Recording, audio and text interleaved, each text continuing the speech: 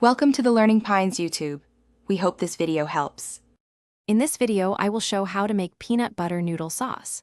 First, let's gather our simple ingredients. You'll need about 1/2 cup of creamy peanut butter, 2 tablespoons of soy sauce, and 1 tablespoon of rice vinegar. Don't forget a teaspoon of sesame oil, a tablespoon of maple syrup or honey, and a small piece of grated fresh ginger. A clove of minced garlic and a pinch of chili flakes are optional but highly recommended for a flavor boost.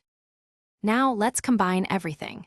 In a medium bowl, whisk together the soy sauce, rice vinegar, sesame oil, and your chosen sweetener. Then, add the creamy peanut butter, grated ginger, and minced garlic. Stir vigorously until all ingredients are fully incorporated and the sauce is wonderfully smooth. If it's too thick, you can add a tablespoon or 2 of warm water to reach your desired consistency.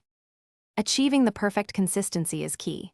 If your sauce seems too thick, gradually add warm water, 1 tablespoon at a time, stirring well after each addition until it reaches your preferred pourable texture. Now, give it a taste. This is your chance to adjust the flavors. You might want a bit more soy sauce for saltiness, more sweetener, or an extra pinch of chili flakes for a spicier kick. Make it just right for you. Your delicious peanut butter noodle sauce is now ready to enjoy. It pairs perfectly with warm or cold noodles, like spaghetti or ramen.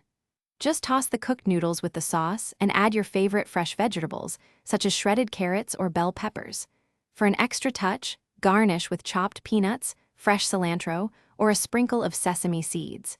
This versatile sauce also makes a fantastic dipping sauce for spring rolls or chicken skewers. Thanks for watching. Consider subscribing if we helped you.